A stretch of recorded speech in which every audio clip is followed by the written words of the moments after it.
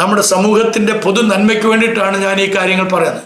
അതുകൊണ്ട് തന്നെ ദയവുണ്ടായിട്ട് നിങ്ങളിത് എല്ലാവർക്കും അയച്ചു കൊടുക്കണം. നിങ്ങളുടെ പരിചയത്തിലുള്ള മദ്യപിക്കാത്തവരും അതേപോലെ പുകവലിക്കാത്തവരും ഒക്കെ ആയിരിക്കാം, പക്ഷേ അവരെല്ലാം ഇത് അറിയണം, ഇതിനെക്കുറിച്ച് അറിയണം. ജീവിത പങ്കാളിയെ അകാരണമായിട്ട് സംശയിക്കുക, മാതാപിതാക്കളെ സംശയിക്കുക, കൂടെ നടക്കുന്നവരെ സംശയിക്കുക, അതേപോലെ ഒരു ഭ്രമം, ആകെ മനസ്സിന് ഒരു വിഭ്രാന്തി മനസ്സിനുണ്ടാകുക, അതേപോലെ ആക്രമണ സ്വഭാവം, മറ്റുള്ളവരെ ആക്രമിക്കാനുള്ള ഒരു വലിയ ത്വര, അതേപോലെ വിഷാദം, മസ്തിഷ്കത്തിനും ശരീരത്തിനും അത്ഭുതകരമായ ഒരു പുനഃസ്ഥാപന ശേഷിയുണ്ട് എന്നുള്ളത് നിങ്ങളോട് അറിയിക്കാൻ ആഗ്രഹിക്കുകയാണ്.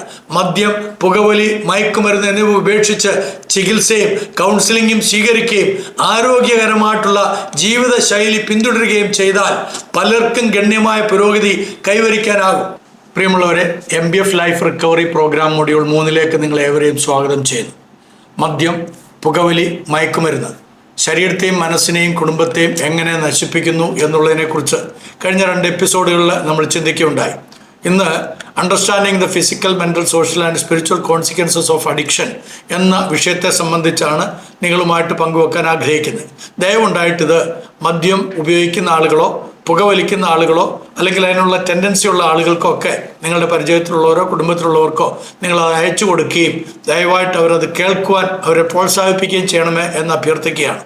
നമ്മുടെ സർക്കാർ ഓപ്പറേഷൻ തൂഫാൻ എന്ന് പറയുന്ന പ്രോജക്റ്റുമായിട്ട് മുന്നോട്ട് പോകുമ്പോൾ നമ്മളെല്ലാവരും ആ പ്രോജക്റ്റിനോട് കൂടെ നമ്മുടെ ആഭ്യന്തര വകുപ്പ് മന്ത്രിയോട് ചേർന്ന് ഈ കാര്യത്തിൽ പങ്കാളികളാകുകയാണ്. നമുക്ക് അതിന് വലിയൊരു ദൗത്യമുണ്ട്, ഉത്തരവാദിത്വമുണ്ട്. നമ്മുടെ സമൂഹം ഈ മദ്യത്തിൻ്റെയും പുകവലിയുടെയും വിപത്തിൽ നിന്ന് രക്ഷപ്പെടുക, അത് നമ്മുടെ രാജ്യത്തിൻ്റെ തന്നെ പുരോഗതിക്ക് ഏറ്റവും പ്രയോജനകരമാകും എന്നുള്ളതുകൊണ്ടാണ് ഈ ഒരു വിഷയത്തെ സംബന്ധിച്ച് 10 മൊഡ്യൂളിലായിട്ട് ഈ വിഷയങ്ങൾ അവതരിപ്പിക്കാനായിട്ട് ആഗ്രഹിക്കുന്നത്. അപ്പം ഇന്ന് ആമുഖമായിട്ട് പറയാൻ ആഗ്രഹിക്കുന്നത്, മനുഷ്യജീവൻ ദൈവത്തിൻ്റെ അമൂല്യമായ ദാനമാണ്. ആരോഗ്യമുള്ള ശരീരവും വ്യക്തമായ ചിന്താശക്തിയും സന്തുഷ്ടമായ കുടുംബജീവിതവും അർത്ഥവത്തായ സാമൂഹ്യ ബന്ധങ്ങളും മനുഷ്യൻ്റെ സമഗ്ര ക്ഷേമത്തിൻ്റെ അടിസ്ഥാനങ്ങളാണെന്നുള്ളത് നമുക്കറിയാം. എന്നാൽ മദ്യം, പുകവലി, മയക്കുമരുന്നുകൾ എന്നിവ ഈ അടിസ്ഥാനങ്ങളെ ക്രമേണ തകർക്കുന്ന ശക്തികളായി മാറിയിരിക്കുകയാണ്. പലരും മദ്യപാനം ഒരു വ്യക്തിപരമായ ശീലമോ വിനോദമോ മാത്രമാണെന്ന് കരുതുകയാണ്. എന്നാൽ ശാസ്ത്രീയ പഠനങ്ങൾ വ്യക്തമാക്കുന്നത് ദീർഘകാല ലഹരി ഉപയോഗം ശരീരത്തിലെ ഏതാണ്ട് എല്ലാ പ്രധാന അവയവങ്ങളെയും ബാധിക്കുകയും മാനസിക ആരോഗ്യം തകർക്കുകയും അതേപോലെ തന്നെ കുടുംബജീവിതം ദുരിതത്തിലാക്കുകയും സമൂഹത്തിനും വലിയ സാമ്പത്തിക സാമൂഹ്യ ഭാരം സൃഷ്ടിക്കുകയും ചെയ്യുന്നു എന്നതാണ്. ഈ എപ്പിസോഡിൽ ഞാൻ പറയാൻ ആഗ്രഹിക്കുന്നത്, മദ്യം, പുകവലി, മയക്കുമരുന്നുകൾ എന്നിവ മനുഷ്യ ജീവിതത്തെ എങ്ങനെ ബാധിക്കുന്നു എന്ന് ശാസ്ത്രീയമായും ലളിതമായും നമുക്ക് ചിന്തിക്കാം. അതിന്റെ ഒന്നാമത്തെ ഭാഗമായിട്ട് മദ്യം ശരീരത്തെ എങ്ങനെ ബാധിക്കുന്നു എന്ന് ചിന്തിക്കാം. ശരീരത്തിൽ മദ്യം സഞ്ചരിക്കുന്ന വഴി മദ്യം കഴിച്ച നിമിഷം മുതൽ അത് ശരീരത്തിൽ ഉടനീളം സഞ്ചരിക്കാൻ തുടങ്ങുന്നു. വായിൽ നിന്ന് അന്നനാളത്തിലേക്കും അവിടെ നിന്ന് ആമാശയത്തിലേക്കും പിന്നീട് രക്തത്തിലേക്കും പ്രവേശിക്കുന്നു. രക്തം അതിനെ തലച്ചോറിലേക്കും കരളിലേക്കും ഹൃദയത്തിലേക്കും മറ്റ് എല്ലാ അവയവങ്ങളിലേക്കും എത്തിക്കുന്നു. കരൾ മദ്യത്തെ വിഘടിപ്പിക്കാൻ ശ്രമിക്കുന്നു. എന്നാൽ തുടർച്ചയായി മദ്യം ഉപയോഗിക്കുമ്പോൾ കരളിന്റെ ശേഷി കുറയുകയും ശരീരത്തിൽ വിഷപ്രഭാവം വർദ്ധിക്കുകയും ചെയ്യുന്നു. തലച്ചോർ ശരീരത്തിന്റെ നിയന്ത്രണ കേന്ദ്രമാണ്. മദ്യം ആദ്യം ബാധിക്കുന്ന പ്രധാന അവയവം എന്ന് പറയുന്നത് തലച്ചോറ് തന്നെയാണ്. അതിനകത്തെ പ്രധാന മാറ്റങ്ങൾ എന്താണെന്ന് നോക്കാം. അങ്ങനെ തലച്ചോറിലേക്ക് ഈ മദ്യത്തിൻ്റെ അവസ്ഥ വന്നു കഴിഞ്ഞാൽ ഓർമ്മശക്തി കുറയുന്നു, ശ്രദ്ധയും ഏകാഗ്രതയും ദുർബലമാകുന്നു, ശരിയായ തീരുമാനങ്ങൾ എടുക്കാനുള്ള നമ്മുടെ കഴിവ് കുറയുന്നു, സ്വയം നിയന്ത്രണം നഷ്ടപ്പെടുന്നു, അപകടകരമായിട്ടുള്ള പെരുമാറ്റം വർദ്ധിക്കുന്നു. ദീർഘകാല ഉപയോഗം സ്ഥിരമായ നമ്മുടെ മസ്തിഷ്ക നാശത്തിന് കാരണമാകാം എന്നതിന് യാതൊരു സംശയമില്ല. അപ്പോൾ ഇവിടെ നമ്മൾ ചിന്തിക്കുന്ന ഒരു കാര്യം, മദ്യപിച്ച ശേഷം എടുത്ത ഒരു തെറ്റായ തീരുമാനത്തെക്കുറിച്ച് നിങ്ങൾ ഒന്ന് ചിന്തിക്കുക. അത് നിങ്ങളുടെ ജീവിതത്തിൽ എന്തെല്ലാം പ്രത്യാഘാതങ്ങൾ ഉണ്ടാക്കിയിരിക്കുന്നു എന്നുള്ളതും നിങ്ങളൊന്ന് പരീക്ഷിക്കുക, നിങ്ങളൊന്ന് പരിശോധിച്ച് നോക്കുക. അപ്പോൾ അതിൻ്റെ രണ്ടാമത്തെ ഘട്ടം എന്ന് പറയുന്നത് കരളാണ്. കരൾ ശരീരത്തിലെ ഏറ്റവും വലിയ ആന്തരിക അവയവമാണെന്നുള്ളത് നമുക്കറിയാം. അപ്പോൾ കരളിൽ കൊഴുപ്പ് അടിയുക അല്ലെങ്കിൽ ഫാറ്റി ലിവർ എന്ന് നമ്മൾ പറയുന്ന ഒരവസ്ഥയിലേക്ക് എത്തുക. അതേപോലെ തന്നെ ആൽക്കഹോളിക് ഹെപ്പറ്റൈറ്റിസ് എന്ന് പറഞ്ഞു കഴിഞ്ഞാൽ കരളിൻ്റെ വീക്കം ഉണ്ടാകുക.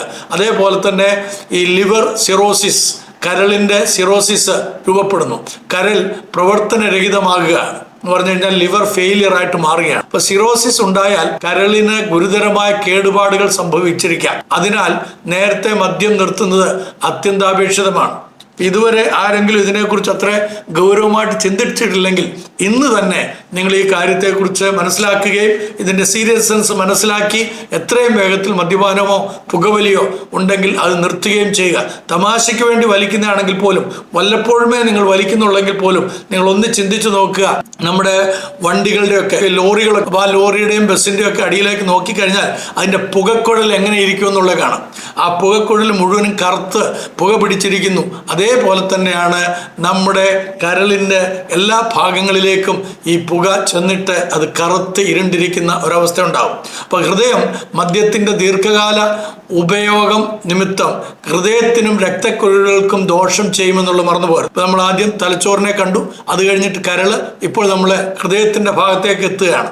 ഉയർന്ന രക്തസമ്മർദ്ദം ഹൃദയമിടിപ്പിലെ ക്രമക്കേട്, ഹൃദയപേശികളുടെ ബലക്കുറവ്, ഹൃദയാഘാതത്തിൻ്റെയും സ്ട്രോക്കിൻ്റെയും സാധ്യത വർദ്ധിപ്പിക്കുവാൻ ഇടയായിത്തീരും. അതേപോലെ തന്നെ ആമാശയവും അതേപോലെ അന്യാശയവും മദ്യപാനം മൂലം ഗ്യാസ്ട്രസ്റ്റിസ് അല്ലെങ്കിൽ അൾസർ, അതേപോലെ ഛർദില്, അതേപോലെ അന്യാശയ വീക്കം, പാൻക്രിയാറ്റിസിസ് എന്നൊക്കെ പറയുന്ന ആ ഒരു വലിയ രോഗത്തിലേക്കൊക്കെ നയിക്കും. അപ്പോൾ ഈ പാൻക്രിയാറ്റിസിസ് എന്ന് പറയുന്ന ആ ഗുരുതരമായ രോഗം ജീവൻ പോലും അപകടമാക്കാൻ കാരണമായി തീരും. പിന്നീട് നമ്മൾ നാഡീ വ്യവസ്ഥയെക്കുറിച്ചൊന്ന് ചിന്തിക്കുന്നതായിരിക്കും. ദീർഘകാല മദ്യപാനം നാഡികളെ ദുർബലമാക്കാം. കൈകാലുകളിൽ മരവിപ്പ്, വിറയൽ, നടക്കാൻ ബുദ്ധിമുട്ട്, സന്തുലിതാവസ്ഥ നഷ്ടപ്പെടും. നമ്മൾ നടക്കുമ്പോൾ വേച്ചു പോകുന്നു, വീഴാൻ പോകുന്നു. ഇതെല്ലാം സംഭവിക്കുന്നത് മദ്യപാനത്തിൻ്റെ ദൂഷ്യം കൊണ്ട് തന്നെയാണ്. നമ്മുടെ ശരീരത്തിലെ നാഡി ഞരമ്പുകളെല്ലാം അത് ബാധിക്കുന്നതുകൊണ്ടാണ്. ഇനി നമുക്ക് അതിൻ്റെ രണ്ടാമത്തെ ഭാഗത്തിലേക്ക് വരാം. പുകവലി ഉണ്ടാക്കുന്ന രോഗങ്ങൾ. പുകവലിയിൽ ആയിരക്കണക്കിന് രാസവസ്തുക്കൾ അടങ്ങിയിരിക്കുന്നു എന്നുള്ളത് നിങ്ങൾ അറിഞ്ഞിരിക്കണം.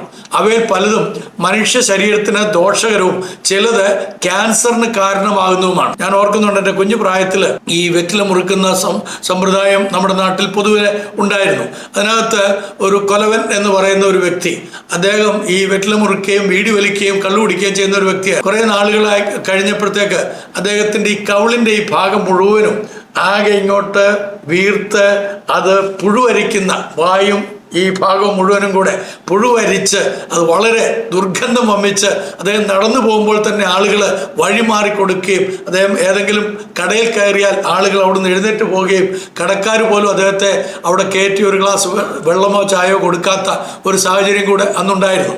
അതൊക്കെ ഗ്രാമപ്രദേശങ്ങളിൽ വളരെ സ്വാഭാവികമായിട്ടുണ്ടായിക്കൊണ്ടിരുന്നതാണ്.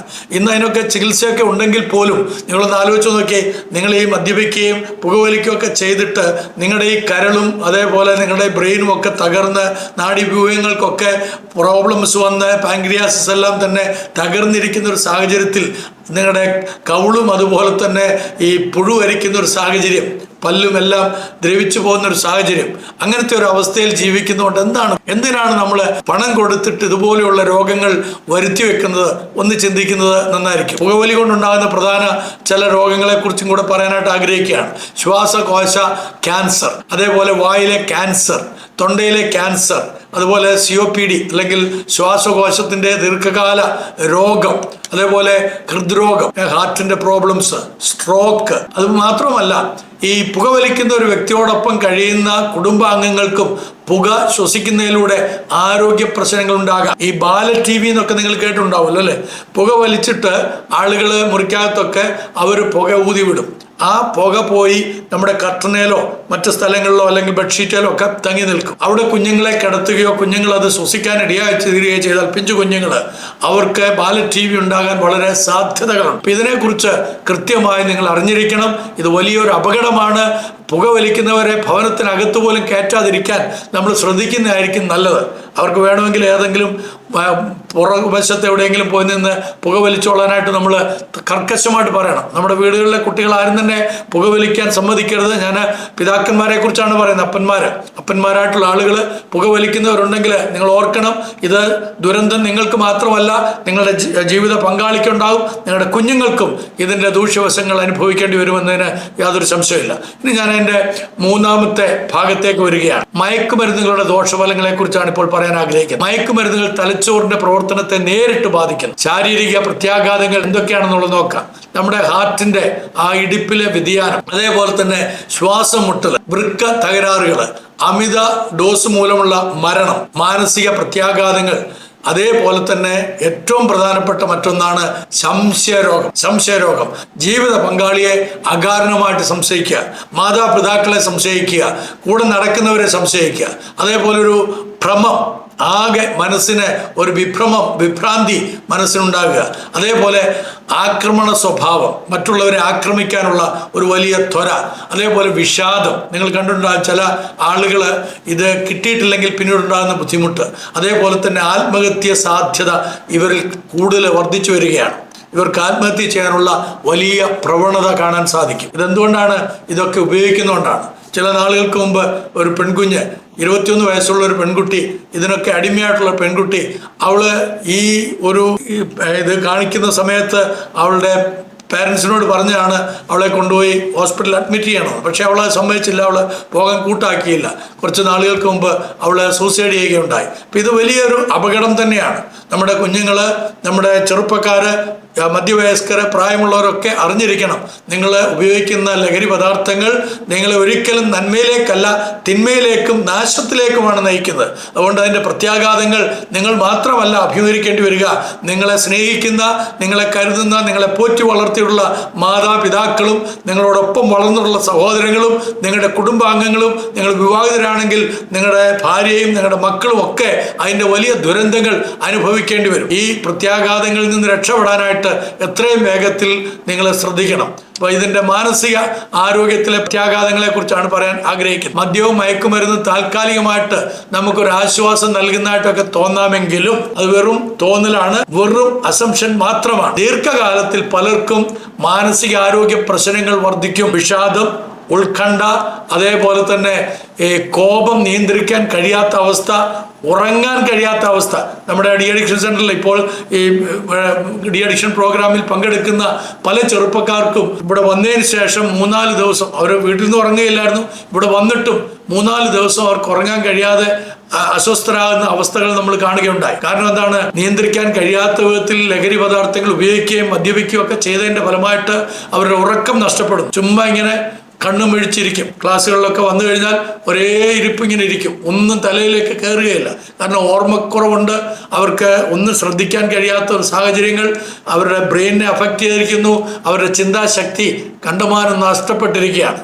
മാത്രമല്ല അത്തരക്കാർക്ക് ആത്മവിശ്വാസക്കുറവുണ്ടാവും, ഒരു കോൺഫിഡൻസ് ഉണ്ടാകുകയില്ല. അവർക്കെപ്പോഴും ഏകാന്തതയായിരിക്കും. അവർ അങ്ങനെ ഇരിക്കാനായിട്ടാണ് അവർക്കെപ്പോഴും താല്പര്യം. ഇതിനകത്ത് ചികിത്സയിൽ മാനസിക ആരോഗ്യത്തിനും തുല്യ പ്രാധാന്യം നൽകണം. ഈ ചികിത്സ കൊടുക്കുന്നതോടൊപ്പം തന്നെ, ഇതിൽ നിന്ന് അവരെ വിമോചിപ്പിക്കാൻ ശ്രമിക്കുന്നതോടൊപ്പം തന്നെ അവർക്ക് മാനസിക ആരോഗ്യത്തിനുള്ള ചികിത്സയും കൂടെ നമ്മൾ കണ്ടെത്തണം. സൈക്കാട്രിസ്റ്റിനെ കണ്ട് അതിന് തക്കതായിട്ടുള്ള മെഡിസിൻസ് വാങ്ങിക്കൊടുത്ത് അവരെ അതിൽ നിന്ന് വിമോചിപ്പിക്കാനായിട്ട് നമ്മൾ ശ്രമിക്കണം. ഇനി ഞാൻ അതിൻ്റെ 5-ാമത്തെ ഭാഗത്തേക്ക് വരാം. കുടുംബത്തെ ഇതെങ്ങനെ ബാധിക്കും? കുടുംബത്തിലുണ്ടാകുന്ന പ്രത്യാഘാതങ്ങൾ എന്തൊക്കെയാണ്? ഇതൊരു വ്യക്തിയെ മാത്രം ബാധിക്കുന്നതാണെങ്കിൽ നമ്മൾ ഇത്രയും ഇതിനെക്കുറിച്ച് കർക്കശമായിട്ട് പറയേണ്ട ആവശ്യമില്ല. ഈ ഒരു വ്യക്തിയുമായിട്ട് ബന്ധപ്പെട്ട കുടുംബത്തിലുള്ള എല്ലാവരെയും, ആ വ്യക്തിയുമായിട്ട് ബന്ധപ്പെട്ടിരിക്കുന്ന കുടുംബാംഗങ്ങളെ, അവരുടെ ബന്ധങ്ങളെയും ഒക്കെ ബാധിക്കുന്ന ഒരു വലിയ പ്രശ്നം തന്നെയാണ്. അവരെല്ലാം ഇത് അഭിമുഖീകരിക്കേണ്ടി വരും. അപ്പോൾ ഒരു വ്യക്തിയുടെ ലഹരി ഉപയോഗം മുഴുവൻ കുടുംബത്തെയും ബാധിക്കുന്നു എന്നുള്ളത് എത്ര ക്ലേശകരമായ കാര്യമാണ്. ഭാര്യയോ ഭർത്താവോ വിശ്വാസം നഷ്ടപ്പെട്ടാൽ സാമ്പത്തിക ബുദ്ധിമുട്ടുകൾ, മാനസിക സമ്മർദ്ദങ്ങൾ, മക്കൾക്കുണ്ടാകുന്ന ഭയം, അതുപോലെ തന്നെ ഈ മക്കൾ പഠനത്തിൽ പിന്നോക്കം പോകുന്ന അവസ്ഥ, കുട്ടികൾക്കും ആത്മവിശ്വാസക്കുറവുണ്ടാകും. അതുപോലെ തന്നെ കുഞ്ഞുങ്ങളുടെ പെരുമാറ്റത്തിൽ പ്രശ്നങ്ങളുണ്ടാകും. മാതാപിതാക്കൾ അഭിമുഖീകരിക്കുന്നതായിട്ടുള്ള ദുഃഖം അതെത്ര വലുതായിരിക്കും. അവർക്കുണ്ടാകുന്ന കുറ്റബോധം, അതേപോലെ തന്നെ അവർക്കുണ്ടാകുന്ന ആശങ്ക. അപ്പോൾ കുടുംബത്തിൻ്റെ മുറിവുകൾ സുഖപ്പെടാനായിട്ട് ഒരുപാട് സമയമെടുക്കും. അതിനൊരുപാട് ക്ഷമ ആവശ്യമാണ്. അതേപോലെ തന്നെ സത്യസന്ധതയും തുടർച്ചയായിട്ടുള്ള മാറ്റത്തിന് വേണ്ടിയുള്ള കൊതിയും ഇതിന് വളരെ ആവശ്യമായിട്ടുള്ള കാര്യമാണ്. അപ്പോൾ ഞാൻ ഈ പറയുന്നതൊക്കെ ഞാൻ മുമ്പ് വീഡിയോയിൽ ഓർപ്പിച്ചതുപോലെ കഴിഞ്ഞ 15 വർഷക്കാലമായിട്ട് ഈ രംഗത്ത് പ്രവർത്തിക്കുന്ന ഒരു വ്യക്തി എന്നുള്ള നിലയിൽ, ഡി അഡിക്ഷൻ ക്യാമ്പുകളും പ്രോഗ്രാംസും നടത്തുന്ന ഒരു വ്യക്തി എന്നുള്ള നിലയിൽ അനേക മദ്യപാന്മാരെയും ഈ ഡ്രഗ്സ് ഉപയോഗിക്കുന്നവരെയും കണ്ട് അവരുടെ അനുഭവങ്ങളിൽ നിന്നും അവരുടെ കുടുംബങ്ങളുടെ അനുഭവങ്ങളും കൃത്യമായി മനസ്സിലാക്കിയതിൻ്റെ അടിസ്ഥാനത്തിൽ പറയുന്നതാണ്. കേട്ടുകേഴ്വിയോ പുസ്തക വായനയിൽ നിന്നും അല്ല, മറിച്ച് ഇത് അനുഭവത്തിൻ്റെ അടിസ്ഥാനത്തിൽ പങ്കുവെക്കുന്നതാണ്. ഇനി ഞാൻ അതിൻ്റെ 6-ാമത്തെ ഭാഗത്തേക്ക് വരാം. സാമൂഹ്യ പ്രത്യാഘാതങ്ങൾ എന്തൊക്കെയാണെന്നുള്ളത് നോക്കാം. ലഹരി ഉപയോഗം വ്യക്തിപരമായ പ്രശ്നത്തിൽ ഒതുങ്ങുന്നില്ല. റോഡ് അപകടങ്ങൾ ഉണ്ടാക്കും, ജോലി സ്ഥലത്തെ അപകടങ്ങൾ ഉണ്ടാക്കും, തൊഴിലില്ലായ്മ ഉണ്ടാക്കും, കടബാധ്യത ഉണ്ടാക്കും, കുടുംബത്തിലെ ആരെങ്കിലുമൊക്കെ കൊല്ലാൻ. നമുക്കറിയാം, കൊലപാതകങ്ങൾ പലതും നടന്നിട്ടുള്ളത് ഈ സാധനങ്ങളൊക്കെ ഉപയോഗിച്ചിട്ടാണ്. പല ചെറുപ്പക്കാരും മദ്യം കിട്ടാതെയോ അല്ലെങ്കിൽ മയക്കുമരുന്ന് മേടിക്കാനോ പൈസ ഇല്ലാതെ വരുമ്പോൾ അയൽവക്കങ്ങളിലൊക്കെ കയറി മോഷണം നടത്തും. കൊച്ചു കുഞ്ഞുങ്ങളുടെ ശരീരത്തിലുള്ള മാലയോ മറ്റുള്ള ആഭരണങ്ങളൊക്കെ ഉണ്ടെങ്കിൽ അത് പൊട്ടിച്ചുകൊണ്ട് പോകും. കുറ്റകൃത്യങ്ങളിലേക്ക് അവർ പോകും, പല മോഷണ ശ്രമങ്ങളിലേക്കൊക്കെ പോകും. അതേപോലെ തന്നെ ഇത്തരക്കാർ സാമൂഹ്യമായിട്ട് ഒറ്റപ്പെടൽ അനുഭവിക്കേണ്ടി വരും. അതിനാൽ ലഹരി വിമുക്തി വ്യക്തിയെ മാത്രമല്ല സമൂഹത്തെയും ശക്തിപ്പെടുത്തുന്നു എന്നുള്ളത് നമ്മൾ അറിയണം. അതുകൊണ്ടാണ് നമ്മുടെ സമൂഹത്തിന്റെ പൊതു നന്മയ്ക്ക് വേണ്ടിയിട്ടാണ് ഞാൻ ഈ കാര്യങ്ങൾ പറയുന്നത്. അതുകൊണ്ട് തന്നെ ദയവുണ്ടായിട്ട് നിങ്ങളിത് എല്ലാവർക്കും അയച്ചു കൊടുക്കണം. നിങ്ങളുടെ പരിചയത്തിലുള്ള മദ്യപിക്കാത്തവരും അതേപോലെ പുകവലിക്കാത്തവരും ഒക്കെ ആയിരിക്കാം. പക്ഷേ അവരെല്ലാം ഇത് അറിയണം, ഇതിനെക്കുറിച്ച് അറിയണം. അവരുടെ സ്നേഹിതരോ അവരുടെ കുടുംബാംഗങ്ങളോ ഒക്കെ ഉണ്ടെങ്കിൽ അവർക്കിത് പ്രയോജനപ്പെടുമല്ലോ. അതുകൊണ്ട് ഇത് നിങ്ങളുടെ ഗ്രൂപ്പുകളിലേക്ക്, അയൽപക്കങ്ങളിലേക്ക്, നിങ്ങൾ ഏർപ്പെട്ടിരിക്കുന്ന പ്രവർത്തന മേഖലകളിലേക്കൊക്കെ ഇതൊന്ന് അയച്ചു കൊടുക്കണമെന്ന് ഞാൻ താഴ്മയോടെ കെഞ്ചുകയാണ്. കാരണം ഇത് നമ്മുടെ സമൂഹത്തിന്റെ നിലനിൽപ്പിനെയും ഭാവിയെയും ബാധിക്കുന്ന കാര്യമായതുകൊണ്ടാണ്. ഇനി ഞാൻ 7ാമത്തെ ഭാഗമായിട്ട് നിങ്ങളുമായി പങ്കുവെക്കാൻ ആഗ്രഹിക്കുന്ന ഒരു പ്രത്യാശയുടെ സന്ദേശമാണ്. മസ്തിഷ്കത്തിനും ശരീരത്തിനും അത്ഭുതകരമായ ഒരു പുനഃസ്ഥാപന ശേഷിയുണ്ട് എന്നുള്ളത് നിങ്ങളോട് അറിയിക്കാൻ ആഗ്രഹിക്കുകയാണ്. മദ്യം, പുകവലി, മയക്കുമരുന്ന് എന്നിവ ഉപേക്ഷിച്ച് ചികിത്സയും കൗൺസിലിങ്ങും സ്വീകരിക്കുകയും ആരോഗ്യകരമായിട്ടുള്ള ജീവിതശൈലി പിന്തുടരുകയും ചെയ്താൽ പലർക്കും ഗണ്യമായ പുരോഗതി കൈവരിക്കാനാകും. അനേകരെ ആ വിധത്തിൽ കൈപിടിച്ചുയർത്താൻ കഴിഞ്ഞ ചില വ്യക്തികൾ എന്നുള്ള നിലയിലാണ് ഒരു ടീം വർക്ക് ആയിട്ട് ഞങ്ങളിത് ചെയ്യുന്നത്. ഞങ്ങൾക്ക് വളരെ ചാരിതാർത്ഥ്യം തരുന്നൊരു കാര്യമാണ്.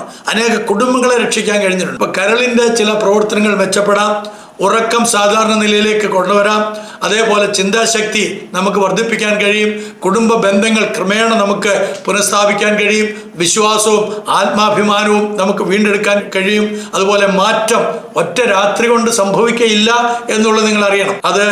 ഇത് അനുഭവിച്ചിട്ടുള്ള വിപത്ത് അനുഭവിക്കുന്ന മാതാപിതാക്കളും സഹോദരങ്ങളും മക്കളും ഒക്കെ ഓർത്തോണം. ഒരു ദിവസം ഇവിടെ കൊണ്ടുവന്നു, അല്ലെങ്കിൽ ഒരു ദിവസം അവൻ കുടി നിർത്തി, അല്ലെങ്കിൽ വലി നിർത്തി, അല്ലെങ്കിൽ മയക്കുമരുന്ന് നിർത്തി ആ വ്യക്തി ആ വിധത്തിൽ നിന്ന് രക്ഷപ്പെട്ടു, അതുകൊണ്ട് അവൻ നന്നായി എന്ന് നിങ്ങൾ വിചാരിക്കരുത്. അപ്പോൾ എന്നാൽ ഓരോ ദിവസവും ശരിയായ തീരുമാനങ്ങൾ എടുക്കുമ്പോൾ പുതിയ ജീവിതം പണിയുവാനായിട്ട് സാധിക്കുമെന്നുള്ളത് അവരെ നമ്മൾ പറഞ്ഞ് മനസ്സിലാക്കി. ഇവിടെ ഞാൻ തിരുവചനത്തിൽ നിന്നൊരു വാക്യം നിങ്ങളുമായിട്ട് പങ്കിടാൻ ആഗ്രഹിക്കുകയാണ്.